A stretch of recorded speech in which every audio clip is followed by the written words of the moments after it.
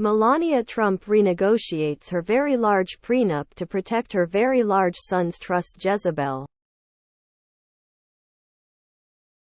In the wake of yet another round of legal troubles for former President Donald Trump, after a New York state judge determined this week that he committed fraud by substantially exaggerating his wealth. For business dealings, Melania is reportedly taking precautions. Page 6 reports that the former First Lady has renegotiated her marital prenup with Trump to protect the financial interests of her son, 17-year-old, 6 feet 7 inches Barron, as her husband's legal troubles and bills pile up. Per the tabloid's S. Below are your comments. If all it took to protect assets is to put them into another person's name, no one would ever collect on judgments. State and federal statutes provide a means to deal with avoidable transfers. These used to be called fraudulent conveyances, but there was never a need to prove the elements of fraud. Once they become financially liable, watch how they go from being braggart billionaires to eind. This could get really interesting if it is determined that any of the wealth that family has was acquired by illegal means. Renegotiating a prenup won't save any such money from being seized. Imagine a Trump having to work for a living. That would be amazing. A new agreement was necessary because of the current legal battles, and the strain they put on Trump's wealth. Next news. Who is Arthur Engoron? Judge weighing future of Donald Trump empire as Ivy League-educated ex-cabbie. Associated Press. He's driven a taxicab, played in a band and protested the Vietnam War. As a New York City judge, Arthur Engoron has resolved hundreds of disputes, deciding everything from zoning and free speech issues to a custody fight over a dog named Stevie.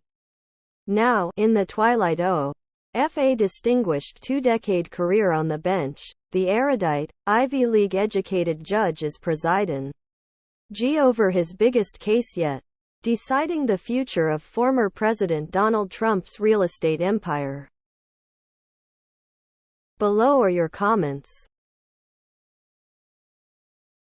At a speed never before seen, meaning that the usual delaying tactics failed this time. That is one courageous patriot. If all of Trump's properties around the world were bought through the Trump organization. Next news. Cassidy Hutchinson says Ted Cruz told her not to be a tattletale after she complained to Mark Meade. OWS that Cruz crashed a Trump tarmac arrival in Texas. Insider. I was infuriated, Hutchinson wrote in her memoir of finding out Cruz was on the tarmac waiting for Trump. I spotted Cruz and made a dash for him. Below are your comments. She sounds really gutsy. I may not agree with her politics, but I have to respect her acumen. Hutchinson is a born and bred lifelong conservative, and this is how she gets treated by her own people. For speaking truth? I certainly hope other young conservatives are paying attention. Well, just a word to the wise. Remember, Cruz won't stand up and condemn a man for a woman that has been sexually abused. He showed that flaw in his manly makeup when he wouldn't even stand up to Trump when Trump made a Derogatory remark about Cruz's wife. I have been using my one vote every Tim. Next news. How top DOJ and White House officials reacted to Jeffrey Clark in Oval Office meeting. CNN.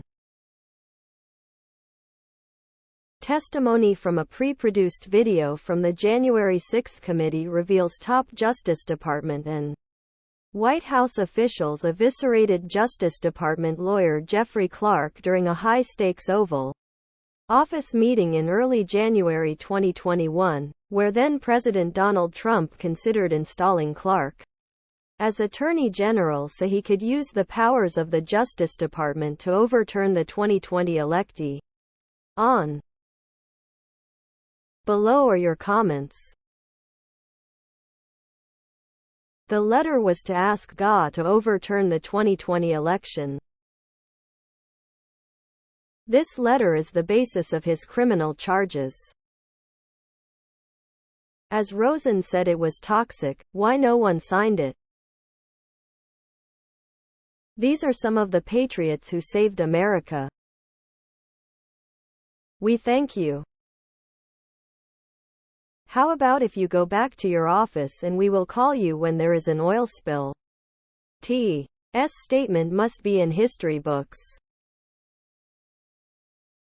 Asking different people the same question over and over until you find one that will agree with anything you say doesn't mean the election was fraud. D. Next news. Trump suggests bizarre plan to keep forests damp to prevent wildfires in California. Insider. The former president suggested that California kept its roughly 33 million acres of forest damp to prevent wildfires. Below are your comments. I'll get it done so fast? Really? Sounds like a repeat of I'll release my new healthcare plan on day one. I'll release my tax returns after I take office. I have a great infrastructure bill to fix all those problems. I will bring American companies back to America. Next news. Trump's appalling Paul Pelosi dig gets laughs from California GOP crowd. HuffPost. Social media users ripped the former president's disgusting remarks about a hammer attack that resulted in serious injuries for Rep. Nancy Pelosi's husband. Below are your comments. This is why so many of us have Trump-supporting family members or friends that we don't really want anything to do with anymore. How they vote is none of my business, but there's definitely something wrong with people who still support Trump at this point. It would create a very difficult situation. When it comes to Republicans, it's not what their candidates can do for their constituents, their street aid or their country. It's does my candidate hate the same people, group I do? Step 1 to villainizing someone else. Make sure your audience thinks them less than human. The GOP has that part down. Donald Trump didn't lower their taxes. He didn't get their roads fixed or their bridges built. He didn't get them healthcare coverage, lower the price of prescriptions, decrease T. The really weird part is what does Pelosi have to do with his campaign for president if the United States? His last campaign had no planks, policies, zero. What are your proposals for immigration, infrastructure, healthcare, education, etc.? Next news. Top U.S. military officer steps down with dictator swipe at Trump. AFP.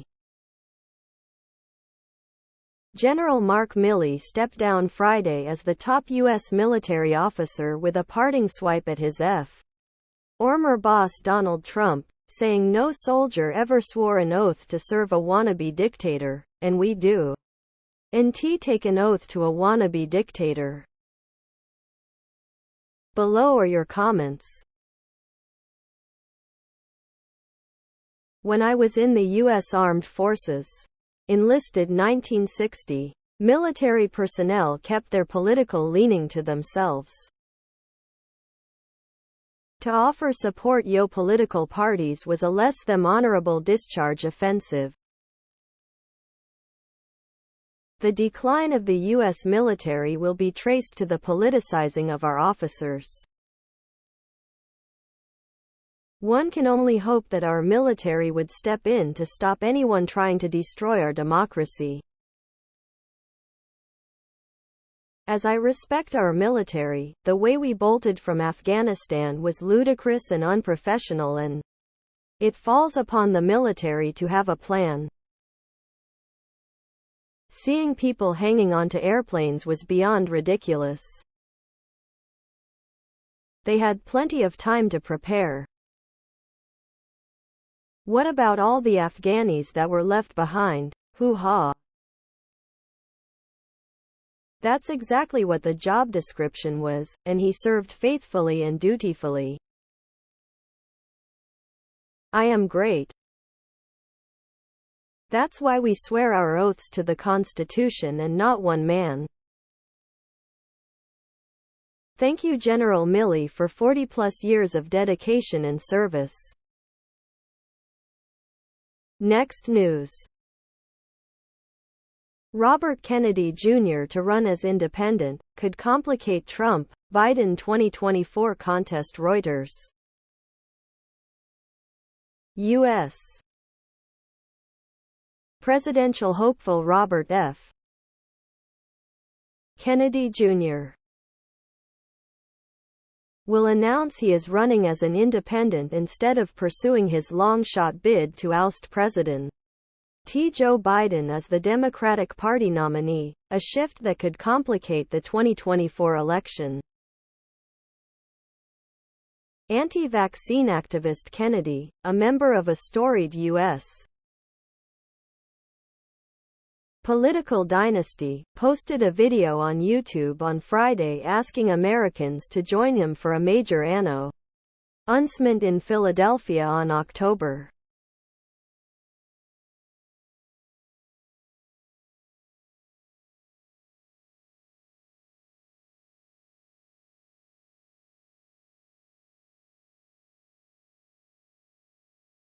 Kennedy is nephew of former President John F.